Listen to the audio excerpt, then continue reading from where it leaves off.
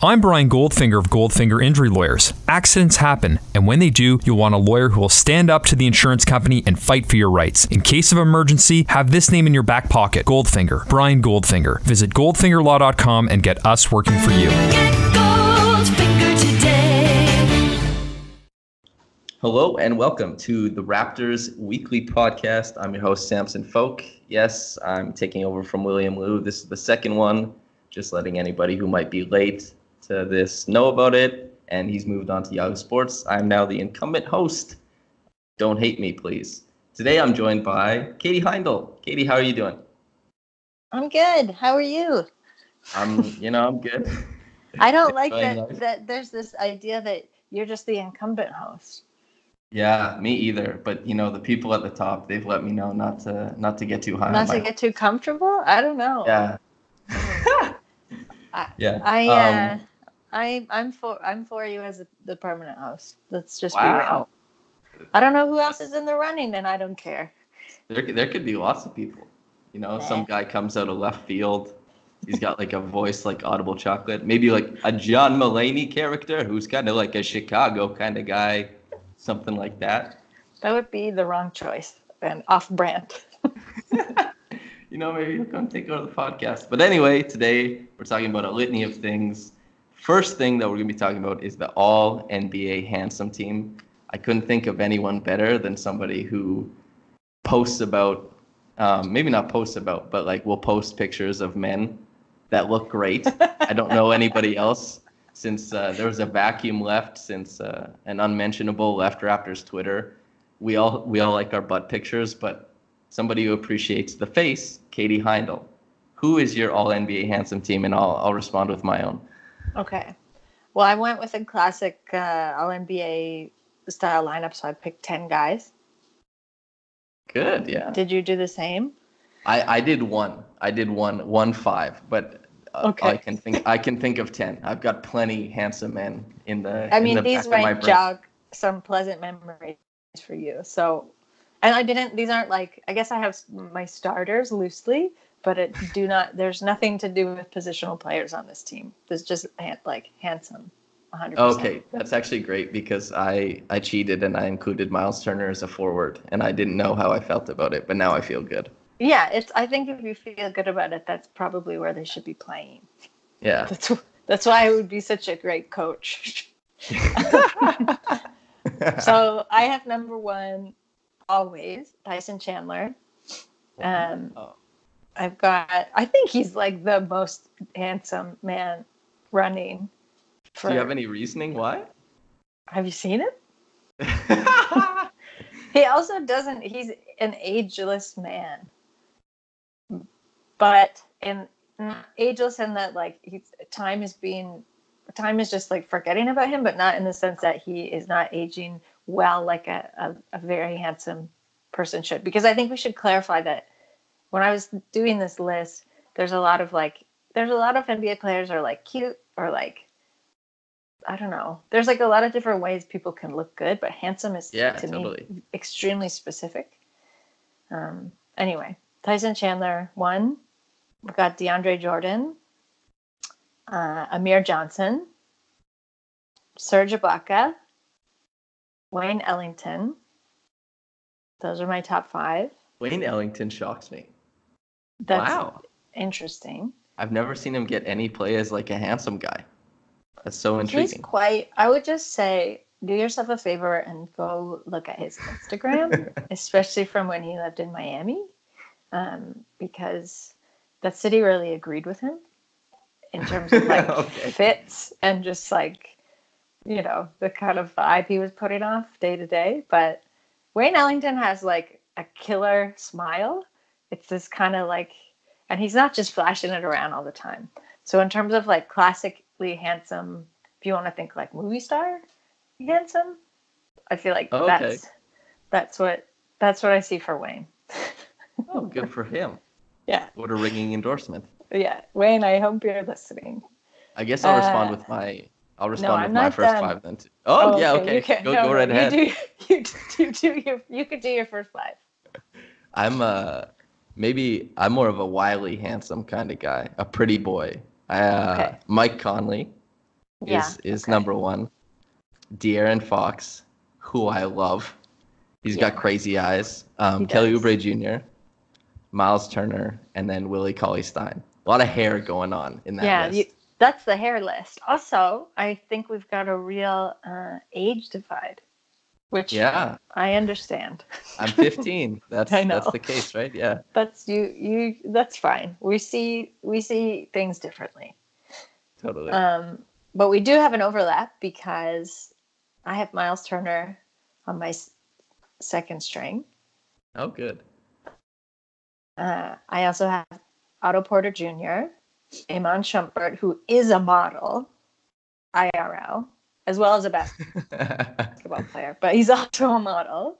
Greg Monroe, not a joke, and Victor Oladipo.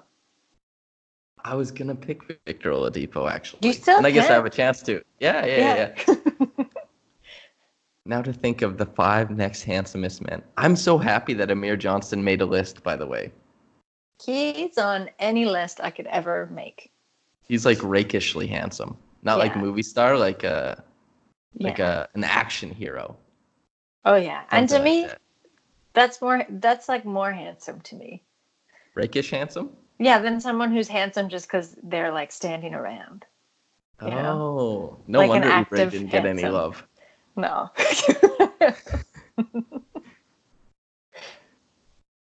Nope. Oubre's Nope.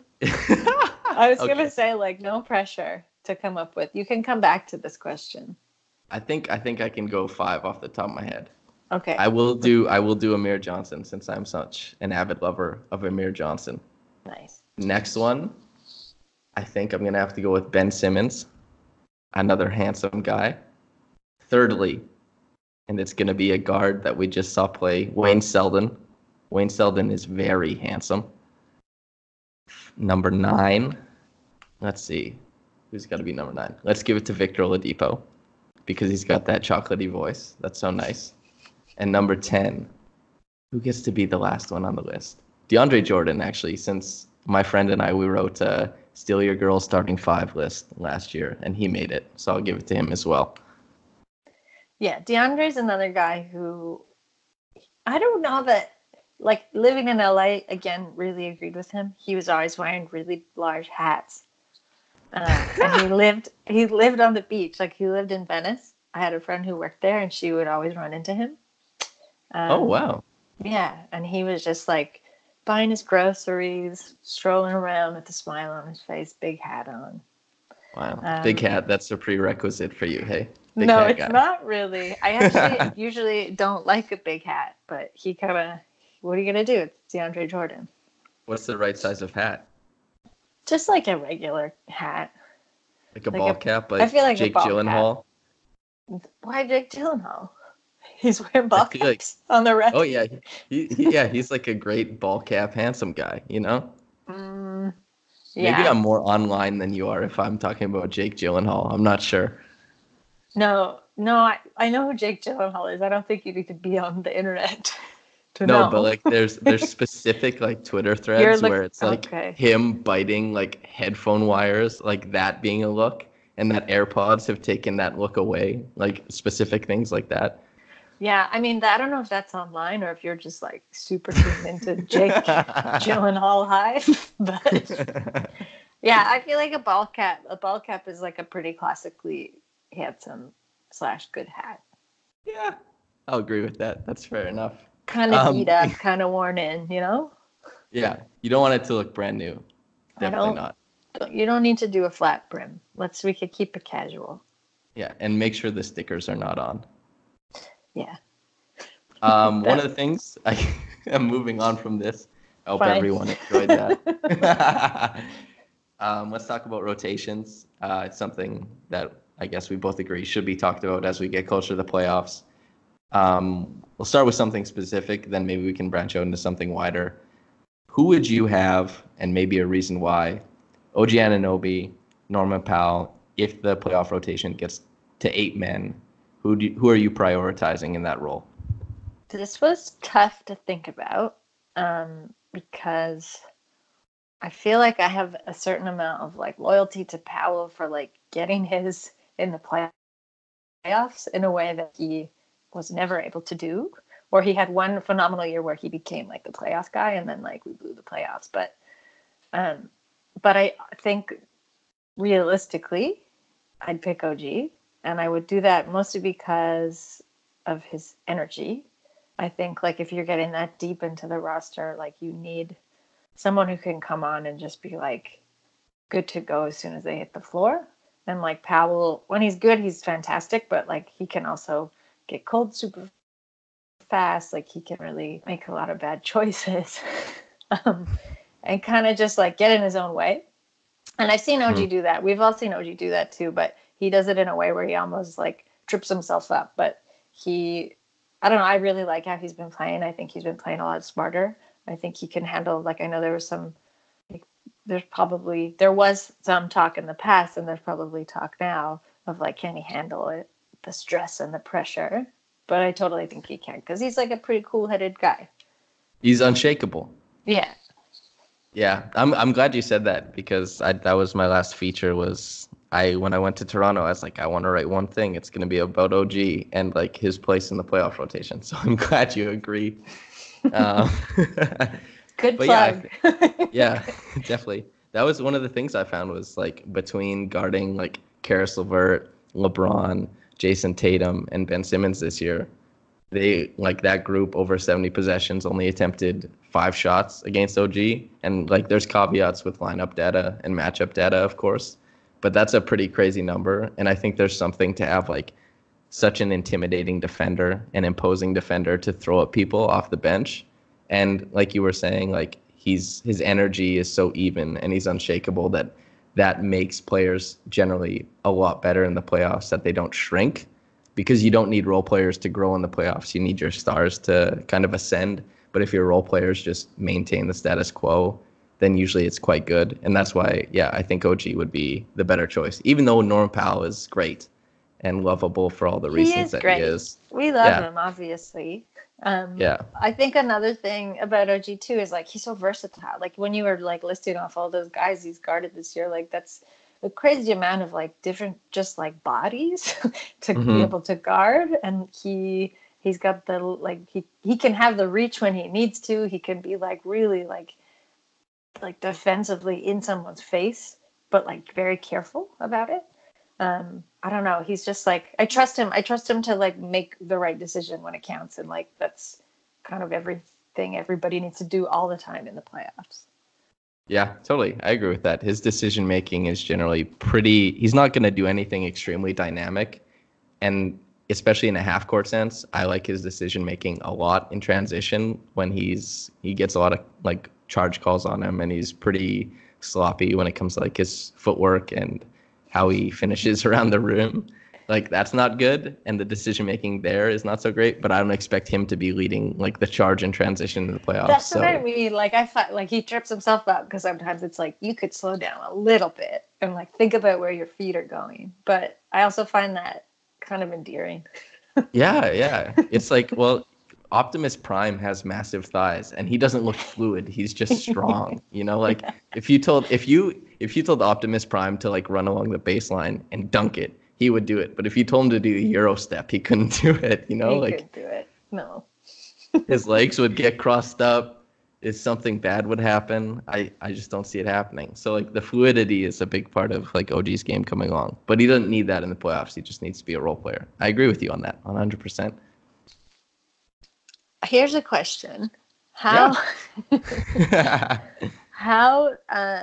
on call do you think the person who tailors OG shorts is going to be when they get into the playoffs, and like depending on which jersey they're going with? I mean, probably right there, right?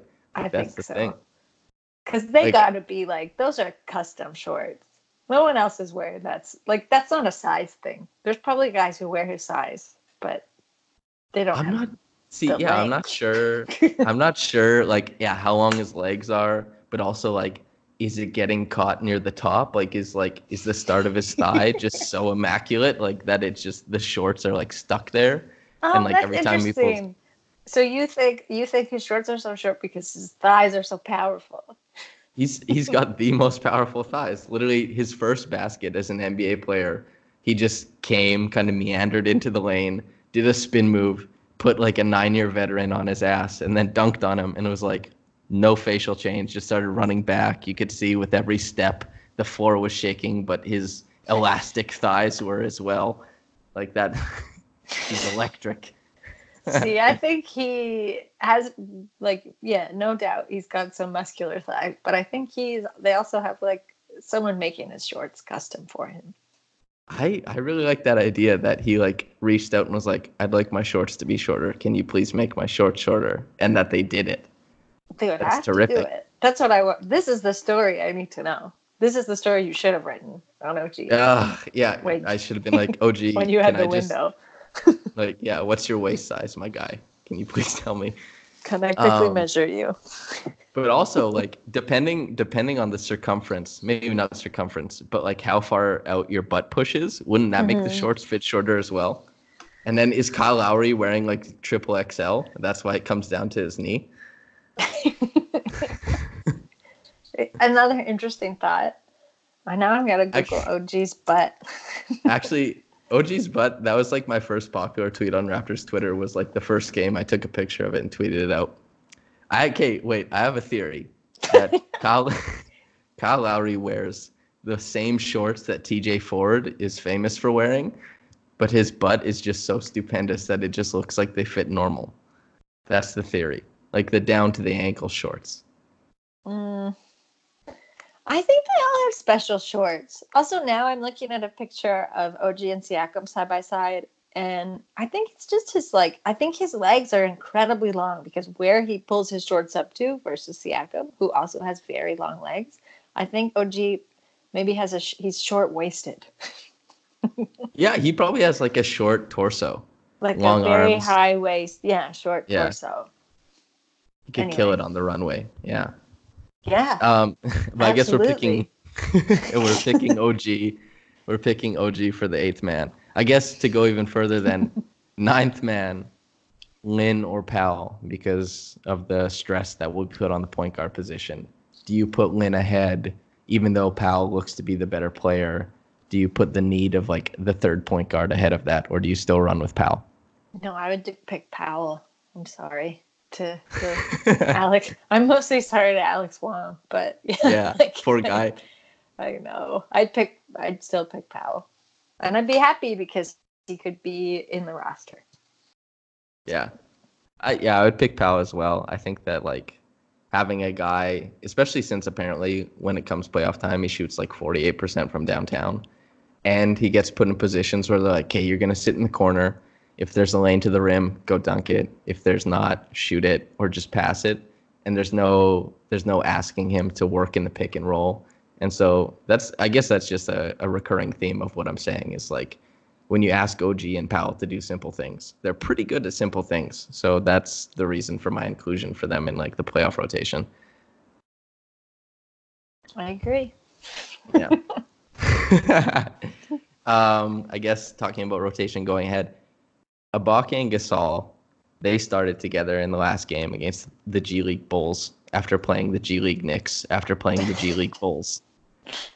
So we saw the big front court. It was actually not great together.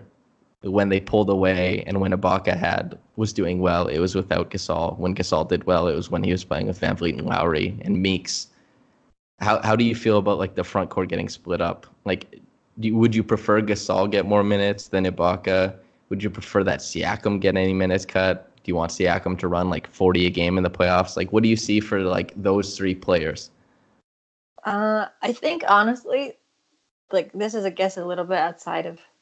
No, this is like in the question. I want to see whatever is like Siakam is physically capable of. I want him to play as much as he can. Like I don't. It sucks because I like Gasol. I don't like Gasol at first. Like I don't like Ibaka and Gasol together. I like them split up. They're like both too. They can both become way too cumbersome and sticky and just like not very responsive, which are like huge things they need to do well.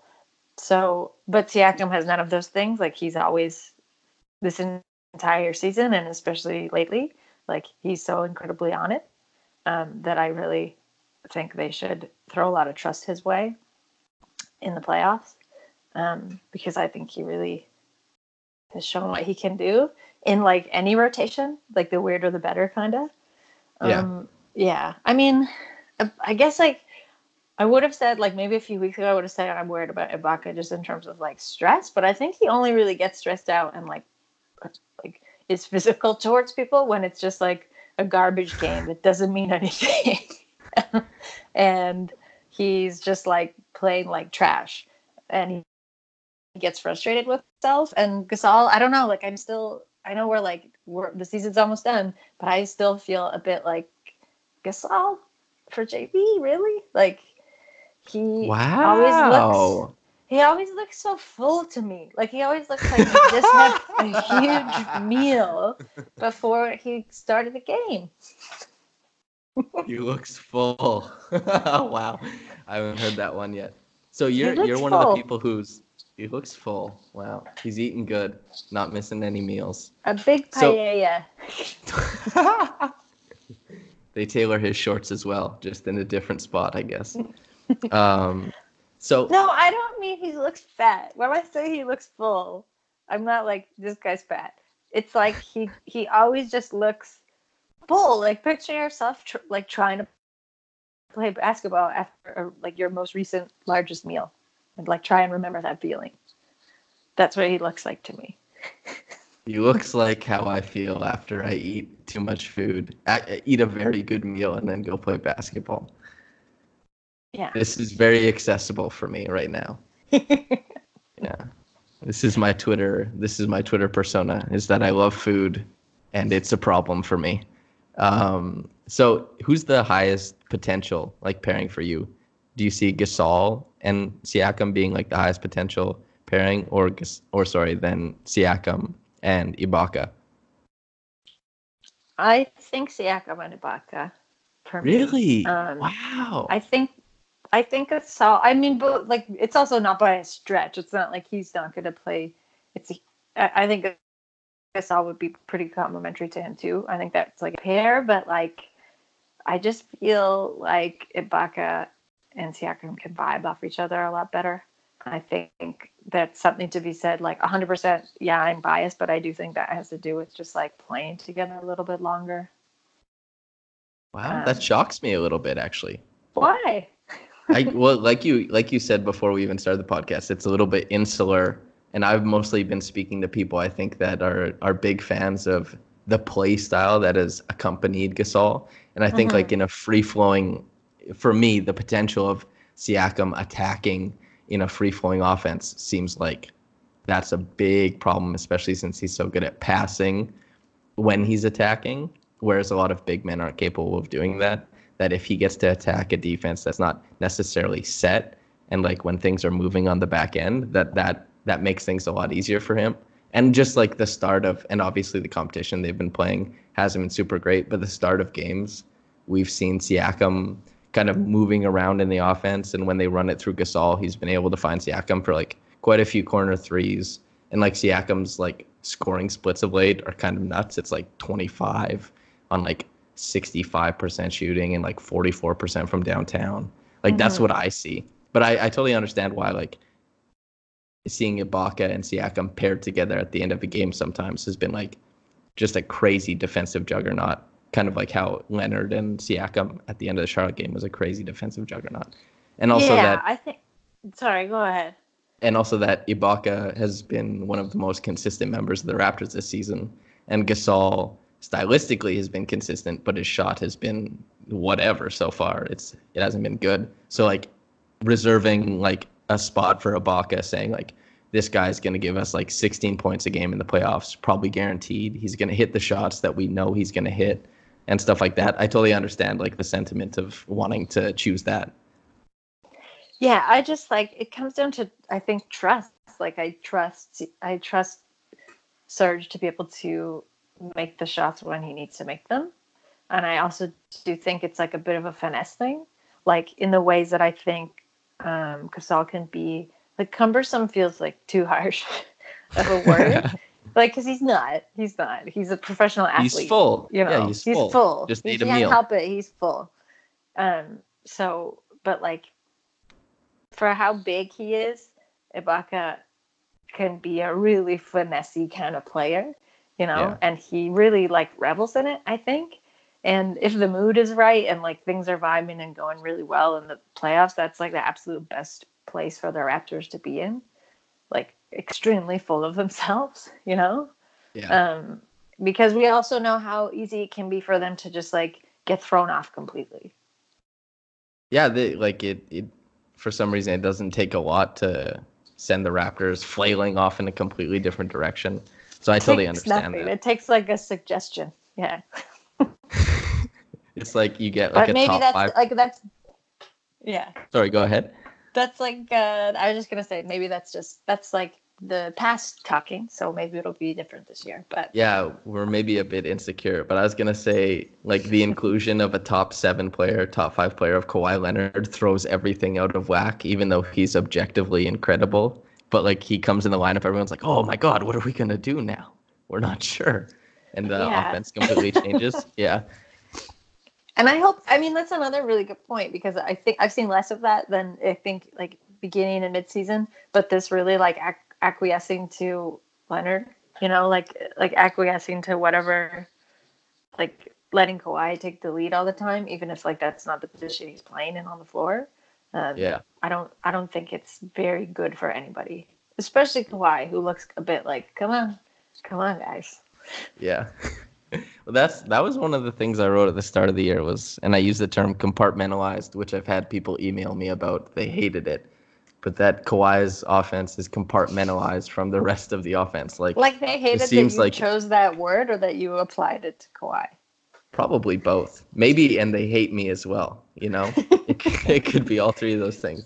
There's some real It's- English professors lurking in the comments on Raptors Republic. I gotta Yeah. say, And I've guys, also like, learned get your tenure track on track and leave us alone. I actually appreciate it because I think that I have so many problems writing all the time that when somebody's like, "Hey, do this," and I'm at this point in my, let's put in quotes, career as a writer, I'm just like, yeah, just correct everything. I don't have an editor. Please help me. I'm a small child. Like, please. Like I'll leave like in bold print, like an editor's note, like, please help me. I'm very poor and I like correct my grammar. Something like that. And if they're listening, this is probably very encouraging for them. They're like, thank God I correct this guy. He'd be They're like, I'm gonna You lost continue without to it. email this guy everything I think. Yeah, exactly. I had something really snarky and funny to say, but I think it's left my mind. Um, Maybe for the best. yeah, it could be. Unless it comes back to you, then you should say it. Yeah, of course. So I guess we'll just leave it at Ibaka and Siakam / Gasol and Siakam that you and I disagree on that, which is okay. Are there It's any? okay. Yeah, are there any other? Well, I guess we're supposed to dislike each other now, but we'll probably let that slide. Are there any other rotation-esque questions on your mind? Like, what's pressing in your head? Do you think like that might come up for the Raptors? The most pressing to me is that we still don't seem to have a regular rotation.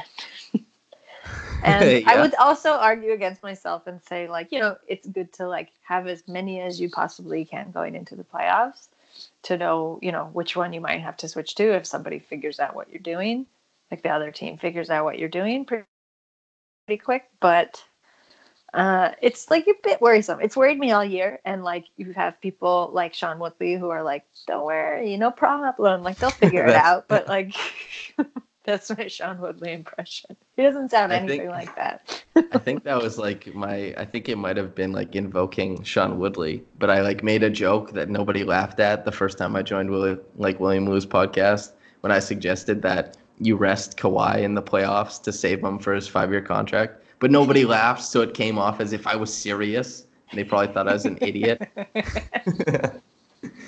I like that. Yeah, like rest him in the playoffs. You don't want to ruin the 5 years he signed on for. What are you, crazy? Let him hang out in Kensington Market. Like, just eat some good food, man. I don't know Yeah. if he's gone to the market yet. I don't know where he's hanging out downtown. That's another like conversation. But I think it does worry me. Like it does worry me that it's not there aren't these kind of like reliable rotations we've seen in the past. It doesn't worry me because I'm not worried about the players. If anything, I'm like a bit worried about Nick Nurse being able to know what to use when.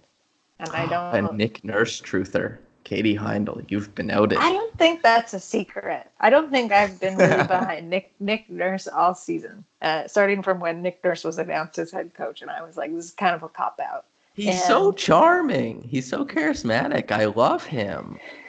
he's just become like. Are you just talking about his drawl, Yeah, which definitely has the just draw. become more and more pronounced? I think since the season's gone on, he's just like Oh, a he's full been cowboy emboldened. now. Yeah, like that's how he's speaking. But no, I'm just like I'm not convinced that he's going to be able to. I mean, this again doesn't mean that I'm like it's like doom and gloom for me, but this is what I'm worried about. I'm just worried that like come come a really important game, things are super tight. It's like I don't know, end of the fourth, and like nothing is working. What's he gonna like? What will be his go-to? It's almost like now we have so many options. Like the whole point of like like messing around and like experimenting, which he's done all year, is to really narrow it down on like the ones that work. Yeah. And we don't really have that. So I am all for like staying fluid and like being experimental and getting kind of weird, but you still need to have like something to come back to and to like land on when you really need it. Right. I guess fluid could kind of be like a cop out for not knowing exactly how to utilize everybody. Yeah, And and I mean, like, yeah. I guess it's worrisome that they haven't like hammered down like a for sure lineup that's gonna kill. But also like we both alluded to, like there's insecurities about being like a Raptors fan and like the Yeah. playoffs. But also in my head, I think if I was trying to rationalize it now, I think in the regular season anyway, we've been spoiled in the years past that things were very sure in the regular season. We knew exactly what worked, and they were used quite often. It was like, this lineup is great. The Kyle Lowry plus bench, it kills in the regular season. The DeMar DeRozan pick and roll kills in the regular season. But then those things, by the time we got to the playoffs, they got punched in the face. And this year, everything in the regular season is more uncertain. But there's far more, like by the time we get to the playoffs, there's far more to resort to. So it's like, if the pick and roll isn't working, you go to the elbow offense with Gasol. If that's not working, maybe you try like hunting mismatches with either Siakam or Leonard, like things like that. But you don't get to be certain of it in the regular season. And then we lose to like the Magic and we lose to the Pistons, and it's all up in the air. Yeah, that's a pretty good point. It's like interesting reverse psychology. Compartmentalized. I'm a psychologist. No, it's like that's truly not a bad way to look at it, I think. I don't know. And I also, yeah, I think we gotta preface everything we say with we have like very tempered, reluctant expectations. Yeah, I totally agree. Your But favorite story? Oh, go ahead. I was You gonna. go right I ahead. mean, while we're talking about the playoffs, I was just gonna say, like, does it still look like I haven't checked today, but does it still look like we're gonna play the Nets? Yeah, it looks like the Nets. I don't feel great about that. Really? I like the Nets. I think I that'd be so like much them. fun. I like them too, but that's the problem. Are you scared of D'Angelo Russell? No, Jared Allen, Jared Allen? unstoppable. Okay, well then here's the rebuttal, I guess, is like if you're more of a fan of Ibaka going forward than Gasol, Ibaka has played Jared Allen like perfectly so far this year. Like That's Jared true. Allen has been getting like 3 to like 5 rebounds a game, and like he's shooting like 4 times. And they've just been saying like, you know what, D'Angelo Russell, you want to score 36 from the mid range? Go ahead, man. And you just hope that like Joe Harris and the swag daddy DeMare Carroll don't hit like 9 threes on you or something. But for me, I really like the idea of playing the Nets because I think that wouldn't be Gasol's series, and Gasol is the question mark. I think going into the postseason, that would just be Ibaka's series to hold down the front court, and I think he would. And then on offense, I think that they can score against the Nets. I think that would be like a 5-game series where D'Angelo Russell averages 29 on like 56% shooting, but it's fine. Kind of like Mike Scott and John Wall shooting from the mid-range last year. It was like, if they hit everything, we're going to lose. But people don't usually hit everything. That's true. I mean, I guess I do like it better than the Pistons, where like Dwayne Casey's revenge tour can just continue. I hate the idea of playing the Pistons, honestly. Just watching like Blake Griffin bully, elbow, and like spit on Pascal Siakam for 6 games just does not sound fun to me. He has become an extreme bully since going to the Pistons. He has. He's good though. Like he's such a good player in such a different way than when he entered the league. I mean, he's almost like a character actor. He's like, I've moved to Detroit, Michigan. He's like grown this beard. He's like doesn't look like he gets. Obviously, he doesn't get as much sun anymore, but he was really going in on that vitamin D deficiency. And yeah, he's just my God. playing so like meanly. I liked it at first, but then I was kind of like, chill out. Well, it's just he has short arms for a big man, so like he has to elbow people. You know, like I feel like that's he doesn't a whole have different. to. He doesn't have to. He feels that way, you know. But then, like, why does he's like not feeling so good? I think that's why he feels that way. Well, could you imagine? Just imagine, like in the span of 8 So years, happy. which, like, imagine the span of 8 years. You go from like I can jump 44 inches off the ground, and now it's like I can jump 28 inches off the ground. You'd be so sad that you'd be like, if anyone was near you, you'd just be throwing elbows, just by proxy. I think he was cursed by the Kia dunk contest. That was such a bad last dunk. Yeah, That's definitely the curse. yeah, he deserves it. So I guess the Nets over the Pistons. You've And I convinced guess, me. wow, I feel very powerful right now. I gonna also start- do just want to see Jared Allen for like 5 games in a row. I love him Yeah. so much. He's The amazing. Nets remain one of the funnest teams in the league. Like They got a the- weird energy. Yeah. Yeah, like Kenny Atkinson being a good coach, D'Angelo Russell, DeMarie Carroll, villain who's not actually a villain. He's a And- villain to me still, I think. Really? Wow. I always have I've been riding for DeMarie Carroll just because I know he's gotten shot before. And Isaiah Thomas, when DeMarie Carroll was on the Raptors, Isaiah Thomas pointed finger guns at DeMarie Carroll. And I remember just being like, and I don't like Isaiah Thomas, so I was like, yes, I'm so emboldened in this. Like, you pointed finger guns at a guy who's actually been shot. How foolish do you feel? And it was just me. I talked about it with my close friends, and it's very rewarding. So I like DeMarie Carroll. So ever since then, you've been sticking He's up my for him. guy. Basically. Yeah. But also, he says he dresses really well, and he doesn't actually. No, And he also, doesn't. He gave himself his own nickname, and he included the word swag in it, which is a big L, a big fat L. Yeah. But that's fine. Terrence LeVert is really fun and shifty and shaky. He's like such a weird player, but he'll be fun to watch, I think. And D'Angelo Russell. They're a weird team. They're a weird team and a weird looking team, but that'll be a fun, maybe hopefully fun way for the Raptors to get energized in the first round. Yeah, and also if Joe Harris puts on like a beanie, he can be a preacher in like half a second. Like he just looks like that type of guy. Like he's really well known. Like a cool preacher and Justin Like, Bieber's like Quote, weird church. quote unquote, yeah, Hillsong preacher. Yeah. Like the preacher who like wears his like gray shorts while he's sweating and like takes provocative pictures, like that type of preacher, like the new age. Yeah, that could be Joe Harris right away.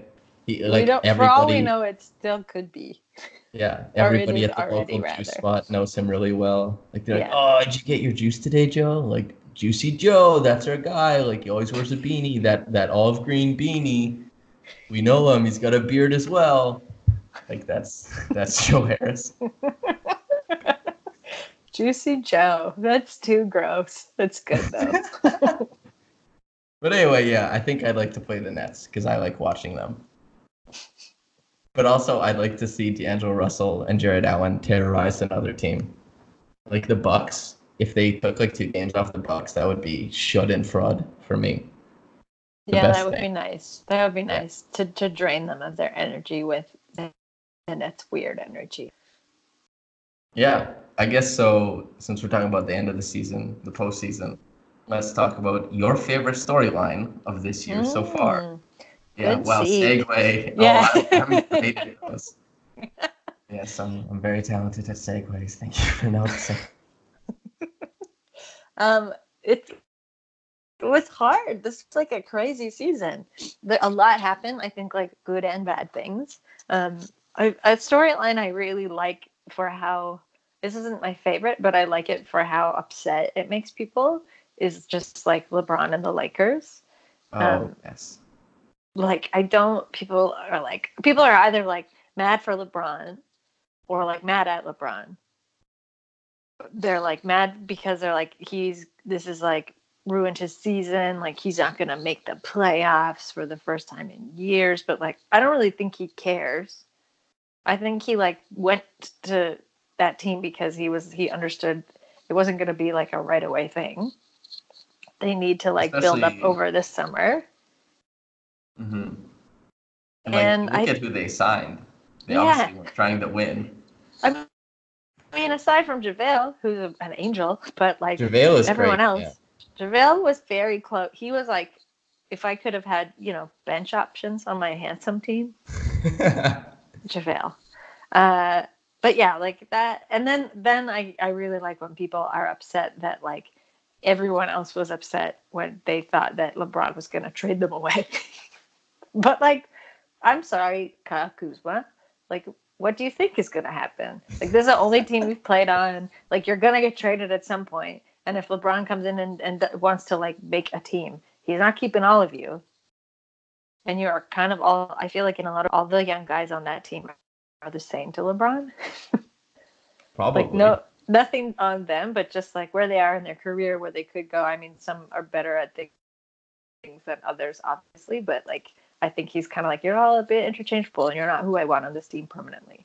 That's the thing. As soon as LeBron like joins your team, like you have to humble yourself immediately. Like I'm sure when Andrew Wiggins got drafted, I mean, he was like, I'm the next Michael Jordan. Like everybody thought he was gonna be incredible. And LeBron was like, I'm gonna trade you for this other guy who looks like he's full. Like Kevin Love. Like even though Kevin Love is great and he was such an important piece of like a championship team in Cleveland, like being Andrew Wiggins and getting traded for like Kevin Love before his glow up is probably like, damn it. Like I cannot believe this just happened to me. Yeah, And if you're I Kyle just Kuzma and Lonzo Ball and all these guys, like getting traded for Anthony Davis is a big step up. Like you could have been traded for Mike Muscala. That would be demoralizing, you know? yeah. And though, like, this is a good segue into my favorite story of the year, which was the Anthony trade, like epic. Not even a drama. It's just like like it went on for so long. It's still going. Uh, I first was just like, this is so wild to me because, like, on many levels, the main one being that the Pelicans were like, give us your whole team for one man. And like the future of your team. They wanted like, how many picks did they want? Wanted like a pick every year in perpetuity. It felt like it was like a real feudal kind It of was system. serfdom. They're like, Yeah, you exactly. sign your life over, we'll give you a place to live, and you farm our land. You can eat bread for dinner. Yeah, and then take this one tall man with you. Yeah, he's very tall So though, very tall. yeah, and like I like this story because I think I'm all for like players like being vocal about what they want, and if what they want is to be traded, like by all means do it. I don't know if Anthony Davis' timing was like the best. I don't like that he got fined and then like was like a questionable rest of the season. I mean, the Pelicans probably were going to have a questionable rest of the season anyway. But and I'm very curious as to see like where he ends up and where he goes, But that was just like a weird. It was also very weird because I don't know that this is true, but it's very funny to me that people blame LeBron, or the rumor is it was like LeBron's fault. Like he bungled the trade. in some capacity, you know, like he was either too involved, he was like too much in the mix, like, but I don't know how or why he would be. And then again, like, I don't know why you wouldn't expect him not to be, Right. because it's like his livelihood and like his team in a lot of ways. So the whole thing, like the two are very paired like really well for me. And I do actually cannot wait to see what happens to like both the Lakers and then Anthony Davis. So that was like, this is my favorite ongoing saga. Yeah. My best friend, Oleg, he's terrific, but he's a LeBron fan. And I said before this season, I said the Lakers are not going to make the playoffs, and I'm sorry. And he was so angry that I said that. And even now, like when I was in Toronto, I was visiting him as well as doing work stuff. I remember my other friend was like, "You trade LeBron in a basketball vacuum. You trade LeBron for Anthony Davis." And I was like, "Just a basketball vacuum?" Yeah. And he was like, "What? No, like the Lakers, they can win next year." I was like, "Oh my God, buddy, I don't know what to tell you. But the Lakers probably never win with LeBron on the team." And he was so disappointed. But just like the type of fandom that comes along with like LeBron and the Lakers, now that those are like interwoven, makes everything so much funnier, especially with like how it affects the culture and the fact that like you were saying, the Anthony Davis epic just happened to be with that like problematic group of people, just made it 100 times better. It's a great storyline.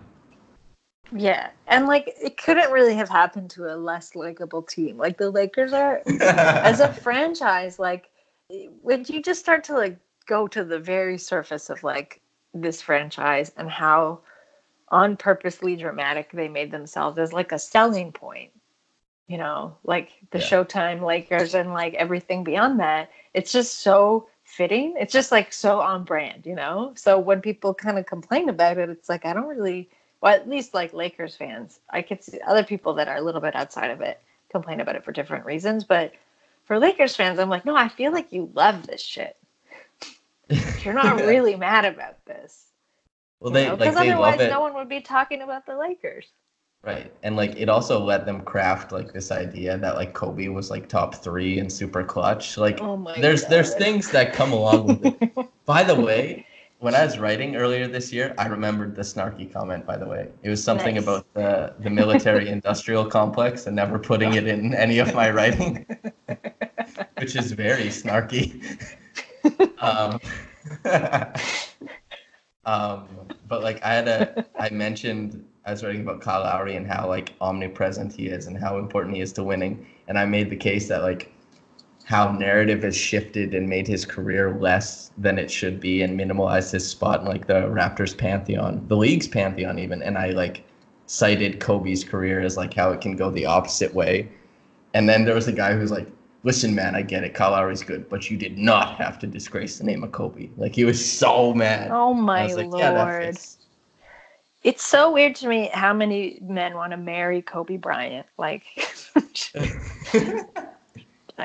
like, we He can't even. quotes. This is like a whole series of podcasts that we won't go into. But like, get over it, basically. A very high level. And then I also like, I kind of, I don't know if this is what you're getting at with the Lowry thing, but also did just write a big thing about Lowry. And I I think what he's done with like stepping back a little bit and like he's not necessarily in the shine of the league spotlight as much as he was before, like last year alongside DeRozan. I think it's actually been better for his career, and it will be better in the long run because he's shown now that he's just like so multilingual in what it takes to be a successful player in the league. Like he can be that supportive guy. He can also lead the team. He can and he can pick and choose those roles when he needs to. And when he's very intelligent about them, you know? Yeah, like his fingers on the pulse of the game always. Like I Always. talked about Yeah. it. Like even the Charlotte game, he had like 3 baskets, but 2 of them came in the third quarter when they were run stopping. And it just seems like when he pushes for it, it's definitely the right time to push. And that's something I think like Siakam as well. Siakam, how he reads the game, the turnovers are a little bit problematic. Problematic's probably the wrong word to use, but the turnovers aren't great. But like Siakam's ability to like navigate being a tertiary player and like an all-star on offense and like being fluid in those roles when like playing next to Kawhi, playing next to Kyle, Mark is like really impressive. And I think that like Kyle's ability to do that probably rubs off, and like Kyle's culture is so inset in the team, and they're much better for it. It's really important.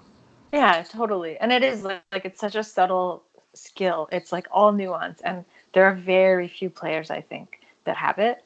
And in a league where like anybody is trying to do whatever they can to up their game, whether it's like picking up their 3-point shot or like just like to round themselves out better, I think it's a really undervalued skill, and I wouldn't be surprised if like more players try to pick it up, but because it's this almost like magical, very difficult thing to put your finger on what it is, and it does take a certain type of personality, of which like Kobe Bryant is the fucking farthest thing from.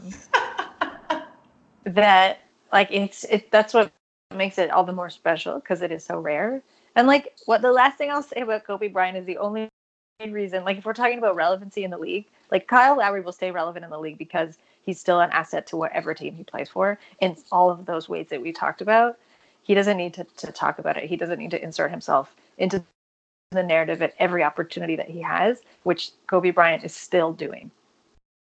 In any other situation, you'd be like, this is a desperate old man. Stop talking. I like that the James Corden thing. They're like, he didn't know they were going to ask him. He just obliged. It was like they talked about that question before they aired, obviously. Yeah. And he was like, I'm going to put myself first above Michael Jordan and LeBron James. Easy as pie. I'm back in the conversation. Everybody stand up. Let's cheer for the guy with great cheekbones. Like that type of thing. He's got he's got a Google alert for when his Google alerts, I think, like start to fall off, and then he's like, I gotta do something. I gotta like call somebody. I need to like release a soundbite because he's an people SEO aren't talking specialist. about me. Yeah, totally. Yeah. Well, he's not, but he probably has a whole team that is. Yeah.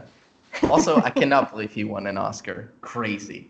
But you know what? I probably don't know what I would have them win instead. So nothing.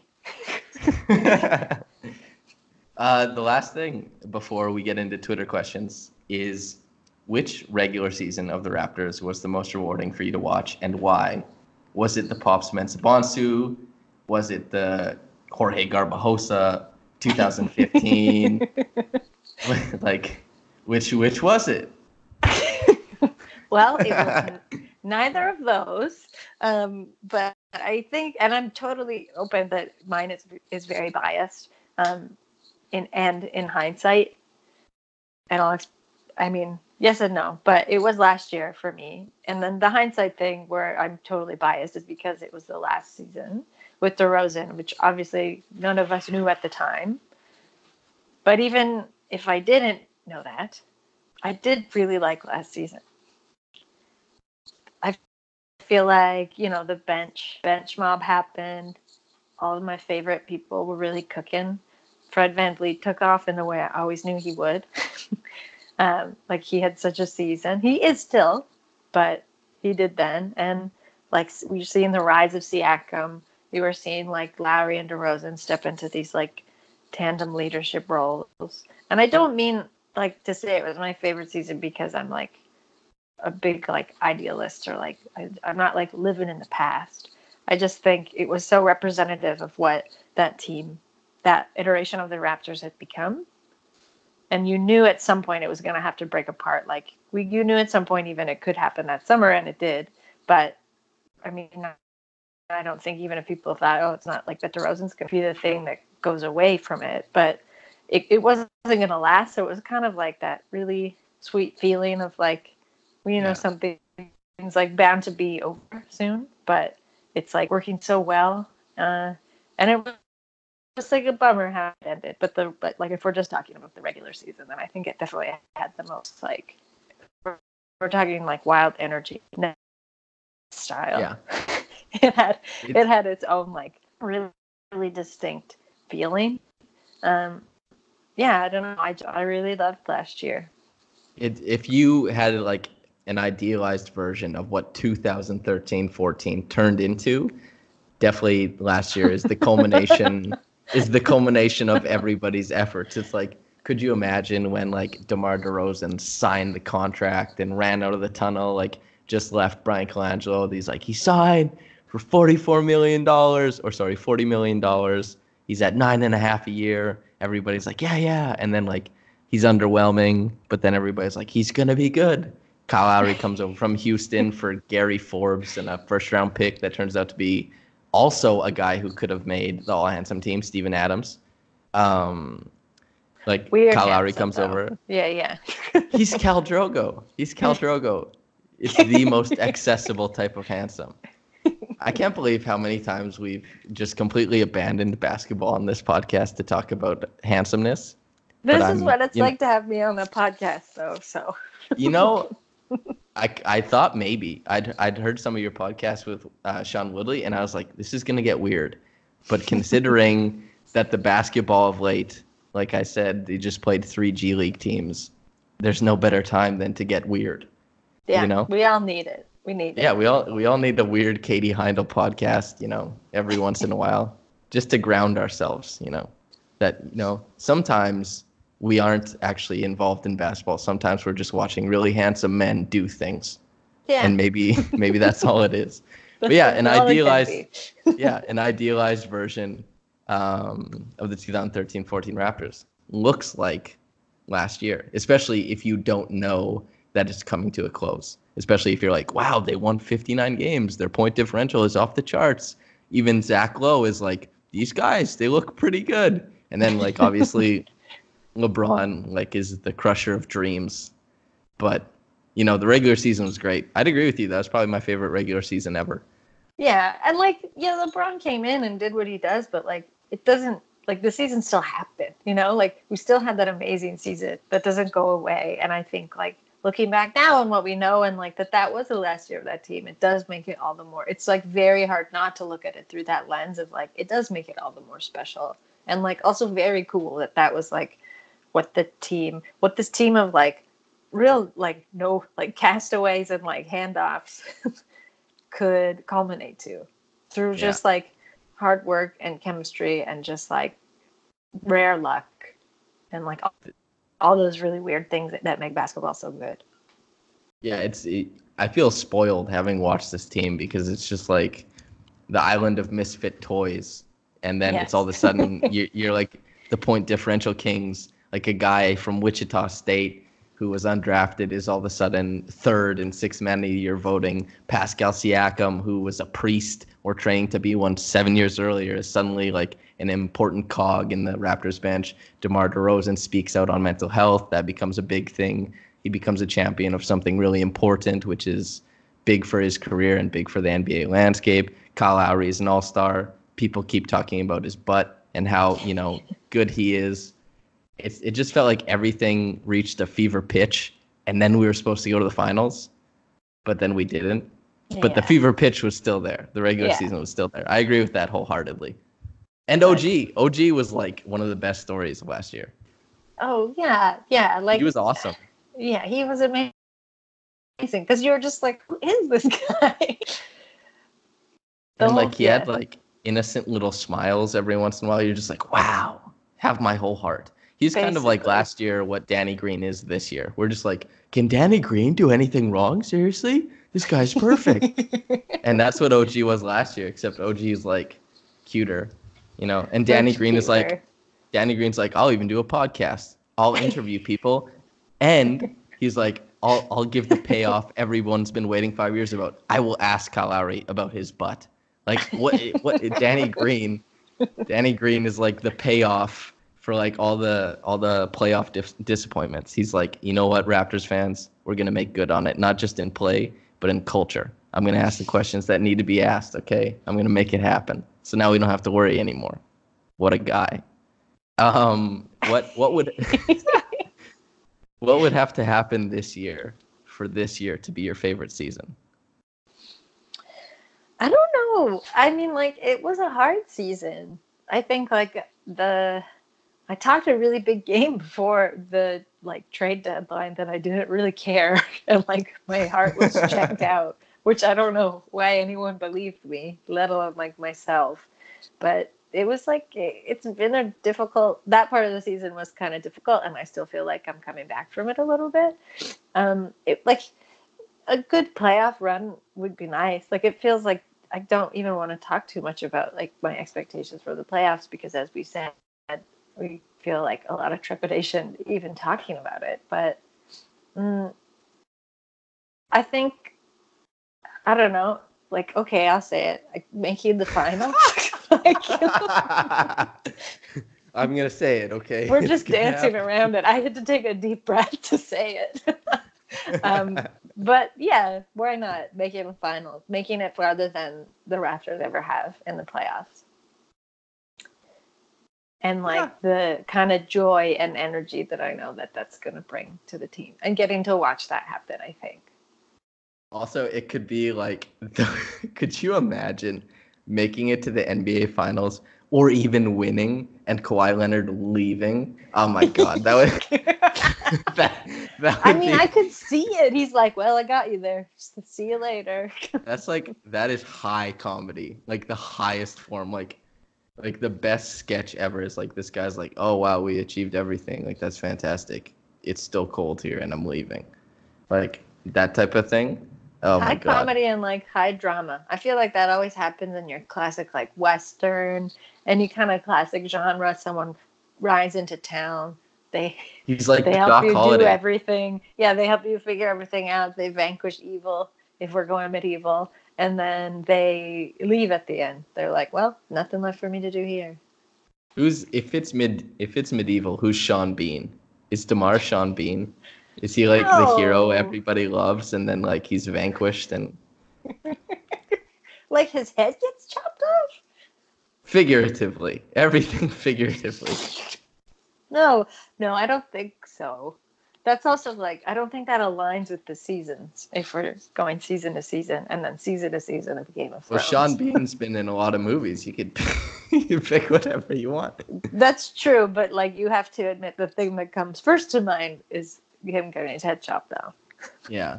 Wait, okay, so I have one more question before we get to Twitter questions. I just want to see if your brain has something ready. Oh Who God. is the Nicolas Cage of the NBA? The whole NBA. Oh. And is it 38-year-old Kyrie Irving? Is that who it is? No, but it's like my head, I'm like, okay, I think it's gotta be someone on the Knicks. Michael Beasley. I don't know. It's not Michael Beasley. Who could it be? Who's my enemy? I don't have an answer ready. And this is a your enemy. like I don't like him that much right now. This Huh? iteration of Nick Cage. Who would it be? It could be Beasley. I just remember that really weird interview he had when he first got to the Knicks, and I was like, this guy's got some really good, strange energy. I think it's Robin Lopez. Oh, it could be Robin Lopez, definitely. Yeah, it's got to be Robin Lopez.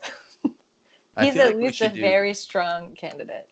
Yeah, we should do a full podcast of like actor to NBA comparisons. I think that's 100%. yeah. Yeah. Okay, so we're gonna do Twitter questions now. I sent a tweet out earlier saying that Katie was hopping on the podcast and told everybody to respond under that. And Not a lot of we have- questions, I gotta say, guys. Yeah, Are there usually more than this? I don't know. There was last time. There was like maybe like 10 or 11. Yeah. Also, and what do we I get don't- this time? 5. Yeah, I don't have the William Liu retweet clout though. So like I'm working my way up, guys. I know that Twitter is an important aspect of being a writer nowadays, which is lame, but I'm trying my best. But yeah, I don't Thanks have the to 5 William of Liu. you for these Yeah. questions. These sad The first- questions. Thank you. The first one, Timo Vine, let's say Vane and Pa. Timo Vane and Pa. Of the non-DeMar players that were shed to construct this current team, who has missed the most? JV, DeLon, Miles, Jakob Pertl, or Bruno? No Malachi Richardson shout out. Poor guy. Oh no. Do you have a take? Yeah, well, I always have a take, Oh, unfortunately. good. I think, like, JV. I already said that. I think, but JV is a bit of a paradox because JV is having a phenomenal rest of his season on a like not so great team. So of course he's going to shine there. And I do think it was necessary for JV to move on from the Raptors to like hit a new high for himself. So I will say probably DeLon in terms of the development that he could have continued to have with the Raptors. And I just miss him. And I think his buds on the bench miss him too. Yeah, I really like DeLon Wright. He's been one of my favorite players for a long time. He's so unique. I think Blake, a long time ago when he was drafted, used the term amoebic to describe him. And that's so apropos. Like, he's such a strange type of shifty, like, and how he gets his shots, that he doesn't shoot a jumper. He has a set shot, but that he's like, he can step through the paint and do a bunch of different things, finish both hands. Yeah, I miss DeLon a lot. And also, he just smiled a lot. And smilers are always his welcome. Smile. He wore braces when he was drafted. I know. Crazy. Do you remember how much better he got when his braces came off? Stop it. He was feeling Stop really it. good. He was feeling, as someone who had braces in their life, I know what it feels like when you get them off. You're ready to dunk on everybody. I had braces too, and the worst part is I think I need to get them again. Let me get in my feelings on the podcast real quick. Yeah, this isn't helping your case for not being underage. It's just my teeth went all crooked afterwards, and I just My impression of a child is a very plucky child, a plucky upstart child. From RE12 at Persian Wall. Should the Raptors sign someone like Gortat, Zach Randolph, Tony Allen, or ISO Joe Johnson for insurance or just for the playoff experience? Katie. No. All of those guys are so old. I have the best subplot of Marcin Gortat, by the way. The first three NBA games I went to, the first one I ever went to was Golden State Warriors at home against the Washington Wizards, which Marcin Gortat played in. And it was also the game where Bradley Beal punched Draymond Green in the face. It was fantastic. Oh, boy. The next game I went to, Raptors against Wizards. Marcin Gortat also played in that game. And the third game I went to was Lakers and Clippers, of which Marcin Gortat also played. He was at the first three games that I ever watched. It was like Bradley Beal. Or sorry, not Bradley Beal, but just a fun little, I'm Marcin Gortat's biggest fan, apparently. I follow him around like a stadium tour. I think you have an unnatural connection with him, potentially. You think so? Yeah. Out of all of those guys, like if I had to choose one, I'd probably pick Zach Randolph, but like then also not really. I mean, Gortat is not having a good year. I feel like he's going to retire soon. Well, both Gortat and I have big receding hairline energy. Maybe that's the connection. That's how you're connected to one another, maybe. Yeah, exactly. Yeah. No, I don't think like if we're still, I know like we're all really nervous. We talk about it a lot, but if we can't be confident in this team that's now that we have, that we gave up some really good pieces to put together, if we can't be like, okay, these are the guys we have now, we've got to make it work. Like picking up someone else isn't going to fix that. You're telling these are me our guys. These are our Marcin guys. Gortat doesn't move the needle against the Milwaukee Bucks. He's not the swing. He's not the Giannis stopper. That's very disappointing. He's always been so agile on the dive. I thought maybe he could come shake it up a litlittle bit. Maybe he'll be the pick and roll partner that Serge Ibaka never was for Fred VanVleet. I also know that Gortat, he in his spare time, he breeds racehorses, very beautiful racehorses. I know this from my work on NBA Summer Vacation Watch. So I wouldn't mind if he just goes fully into that, because that's something I would love to follow more than his current career. That'd be an interesting pivot. I mean, that's probably the way he's like halfway in it. So it would be like, is it a pivot if you're already doing it, or you're like, I'm going to make this side hustle my main thing? Yeah, probably not a full-on pivot. Like a front-facing pivot. Maybe it's a jab step. A comfortable absorption. Yeah. Do you have a favorite player who moved on to something else? Like, what's your favorite after career you've ever Tim seen develop? Duncan, like Tim Duncan's entire life, like since retiring, he like went to the jungle, got super into Muay Thai. He's like, he just shows up in weird places, wearing the weirdest clothes still, but he just seems like he's like having a great time. But more seriously, not in terms of career, but the work he's done since retiring. Rasheed Wallace, I think. He's like been like a real push. Like he's like so involved in the Flint water crisis, and he has like not given up on that cause. And he'll just That, like drive there, and has been doing that since it started. And then like since everybody stopped paying attention to it, he'll just like continually take time. Like I think he was going every weekend for a while to just like bring water there, just kind of being wow. like, I'm just gonna do this. So I don't know. I think Rasheed Wallace he's one of my favorites, but I think he's a really good person. So he's a humanitarian now. Yeah, he's a humanitarian now, but maybe always. But in terms of Yeah. like I don't know, post career, like I don't know, like Jalen Rose has a really good one too. oh true, yeah, I like to listen to him. Who doesn't? But also like his school is Yeah. big time as well. Yeah. Oh yes, yeah, of course. No, I don't know. Not in like a post career way that they're a movie star now. Nothing like that. Shaq, the commercial king. Oh boy. Okay, I guess one of the tweets is actually unavailable. I wonder if it was laden with swear Was it words. rude? Oh, I wish we could I- see it. Yeah, maybe it's Send your maybe rude tweet again. yeah. So from I just believe the name is All, and his username, his or her, is Enterprise with a 3 as the E and a Y as the I. Oh hell yeah, man! With the 2 seed locked and horrific opponents down the stretch, it's been hard to find a reason to watch the team recently. He's touching on something important, and basically he totally gets why the podcast is full of more laughter than it is rotation analysis. This must be what it's like to watch someone else's softball game. What bit of info do you mine for until the playoffs? Well, I guess we were trying to figure out. Listening to it.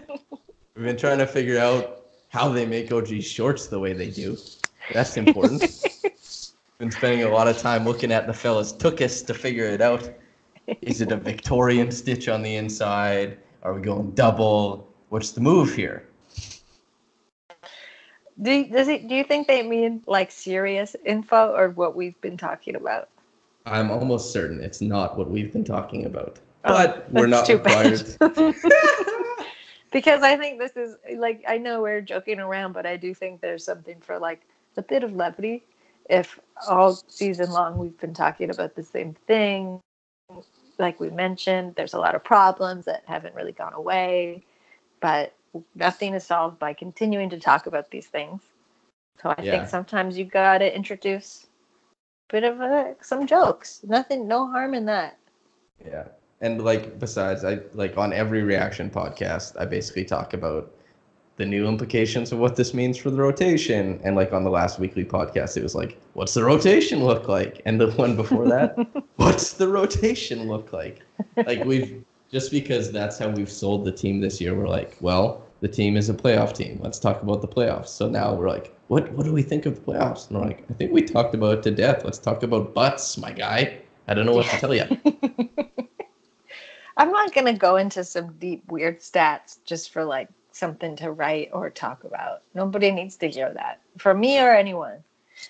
He probably wanted to hear about Jake Gyllenhaal chewing on headphone cords. I'm sure that's what he came to the podcast. I mean, and you delivered. So I think we've given this person and everyone a lot to think about.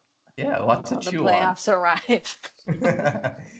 And the last question by ed.edits. What's a re-signing with Danny Green look like this summer? A real question that I haven't seen asked. What do you think? What's it look like? Like, what can we give him? Yeah, like let's say like 3 years, 25 million, and be like, wow, we really got a great deal, something like that. I mean, I'm inclined to be like, give him whatever he wants. He's been like pretty instrumental in the team, not just in like being a bit of a glue guy and transitional bridge for Kawhi, but also just the way he has right away like made himself right at home on the team, which I Actually, think is really valuable. What? I have a really great idea.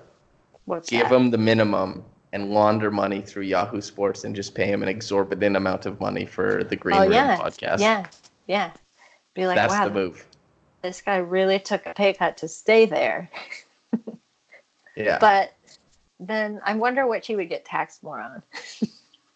Yeah, I have no idea. Like, would he have to pay HST on what he's gonna get through Yahoo Sports Canada?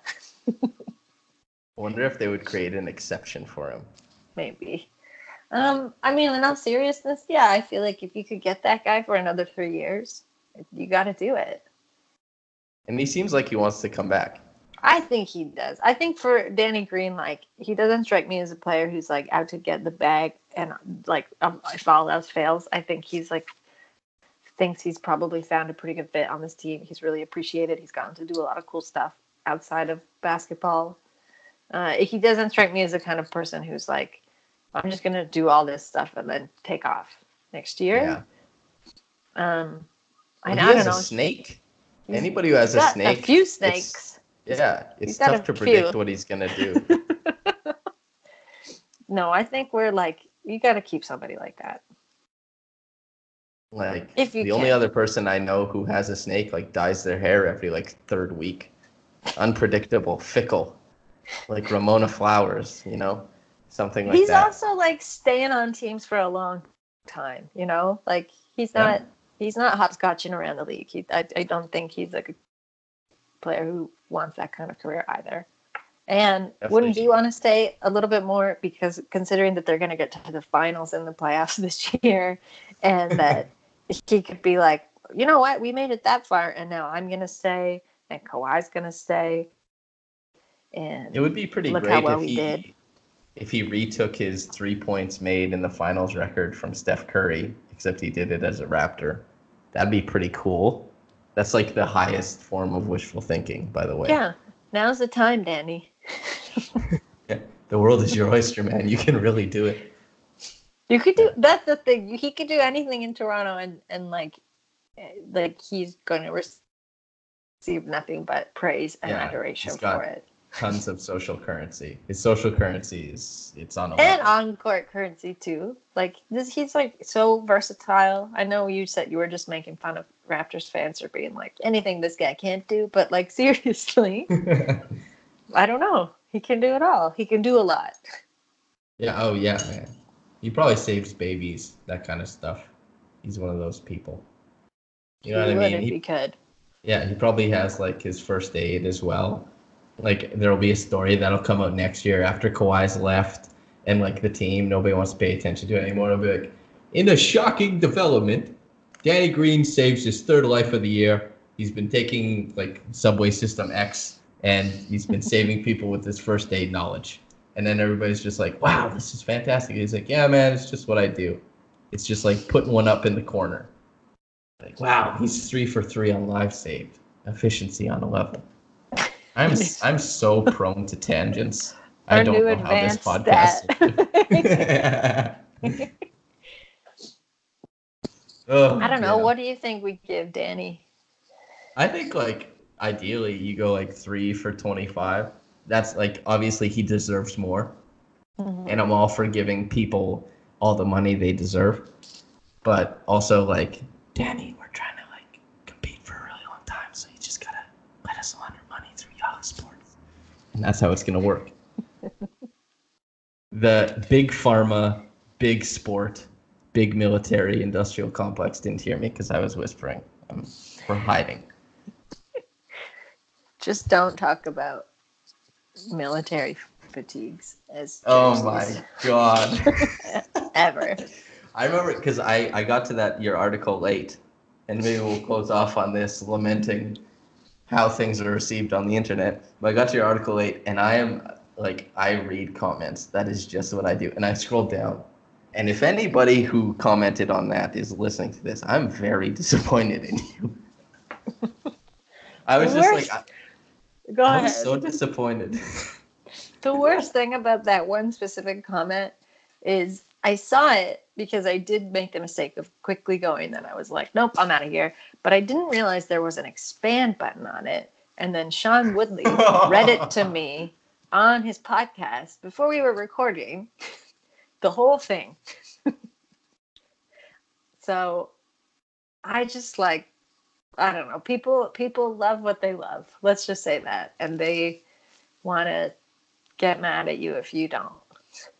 I feel like it would just be like save everybody time if like he didn't write it so they had to be expanded on. But if he just wrote in like no caps, just dumb woman brain, and he was like, that's his response. It would have really summarized the entire comment a lot better. It's true. We would have got a real sense of what he was trying to say. It's like, oh, we totally get it, man. Thank you for being so concise and laconic. Very good. I feel like that's as good a place It's pretty to good. drop it as any. We got to all the different Twitter questions. We talked about a lot of things. I actually was Dave Dufour. I don't know if you've seen his presence on Twitter. I was gonna have him on for like an extra 20 minutes and just tack it onto this. But this is a pretty long podcast, chock full of stuff. So I think I'll just release it as a second podcast. So if you're listening Get out to of here, this now, Dave. There's no time. you've been backlogged, Dave. So I'll do that. Katie, thank you so much for coming on. This has been a blast. My pleasure. And again, I really feel like you're gonna be the host. You gotta be. I'll chop this out of the podcast and I'll send it to Zarar like every third day. And I'll be like, listen, Katie says so. I don't know what else to tell you, man. Yeah, I got some clout over there. Don't worry. Yeah. Lots of RR clout. Yeah. Yeah. So one more time, thanks for coming on. If you enjoyed listening to this, feel free to check out Raptors Republic on Twitter or Instagram. It's just Raptors Republic. Go to the website, Raptors Republic, and read. There's so much good stuff coming out lately. Louis Zatzman did a profile on Jama Malalela that was really good, really illuminating into his motivations, why he coaches the team the way he does, the 905, of course. Lots of great stuff coming out. Coop NBA is putting out tons of breakdowns of the play styles of the Raptors and the specific plays. And yeah, there's just tons of stuff coming out daily. So check it out if you like. Katie Heindel is on Twitter at WTEVS, whatevs, very tongue-in-cheek. And you can follow her if you liked any of her takes. I think this podcast fits pretty well with her overall, I guess, Twitter, let's say. And for me, you don't need to follow me on Twitter because I'm a bad follow. Thank you so much for tuning in and have a blessed day. One last thing that I forgot to mention, Katie has a fantastic basketball newsletter. It's called Basketball Feelings. If you want to subscribe to that, just go to tinyletter.com/basketballfeelings and you'll be all set. Thanks for listening once again. Have a great day.